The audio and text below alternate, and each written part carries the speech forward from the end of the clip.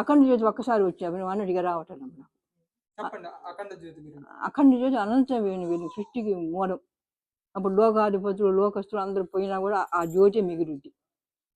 సృష్టి కూడా వస్తుంది కదా, అందులో నుంచి వస్తాడు మన స్వామి. వచ్చి సృష్టి ఏమిటి చేస్తాడు 3 రూపాయలతోటి. అన్ని రూపాయలు ఆయన స్వామి. మరి భూమిని కాపాడటానికి వచ్చిందండి. ఇది ఎందుకు వచ్చిందంటే ఎట్లా మరి సృష్టి నిలబడదుగా. ఇప్పుడు సృష్టి నిలబడదు, సృష్టి ఆగిపోతే ఎట్ట ప్రమాదం కదా. అంటే భూమిని కాపాడటానికే వచ్చిండు. లెక్క తీసుకుంటాడు అన్ని. సృష్టి మొత్తం ఎప్పుడు లెక్క తీసుకుంటూనే ఉంటాడు. ఆకాశం ఎప్పుడు వస్తూనే ఉంటాడు. ఇప్పుడు 500 సంవత్సరాలు మోక్షాన్ని పోయేవాడు 12 మంది పోతున్నారు. మోక్షం కానీ కోరుకుని ఎవరైనా డబ్బు డబ్బు డబ్బు కోసం ఇక చేసేది పూజలు. ఆ మోక్షం జ్ఞానం కావాలని ఎవరు కావాలని కోరుకుంటున్నారు ఇప్పుడు చేసే పూజలు.